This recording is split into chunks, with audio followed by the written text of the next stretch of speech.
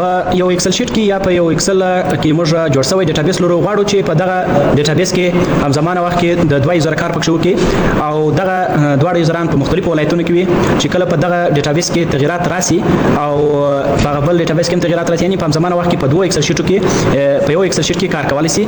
نو دغه ایکسل شیټ زه غواړم چې یو بل ملګری ته مثلا په کابل کې دی وایستوم چې هغه ملته کار ځنی اخلي او زم کار اخلم او دلته تغیرات یو ځای یو رقم راځي.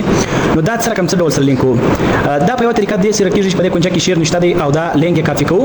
کله چې مو دا لینک کافي کړ او بیا خپل ملګری تاسو خو ښه خبره ده چې خدای یو تاوان ده چې هلته کوم په همزمانه وخت کې دواړو کې یو ځای کې کار نشي کولای.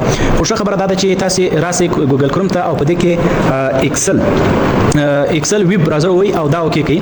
دغه چې دا فری دی او دا چې دی بیا فری نه دی. په دې باندې کلیک ولګوئ دا خلاص کړئ.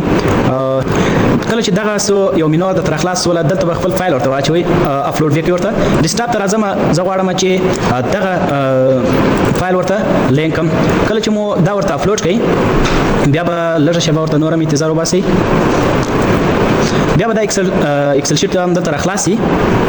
په دغه کونجه کې بیا هم شیر ته نشته دی. په دې باندې کلیک ولګوئ او کافي لینک وای. کله چې مو کافي لینک وای دا وز خپل یو ملګری تاسو هم چې د خپل په کمپیوټر کې راخلاص کی یعنی په همزمانه په یو وخت کې په یو ایکسل شیټ کې کار کولای شي او دا کافي کوي. او بیا راسي اوس وزه د خپل ملګری ته واستوم.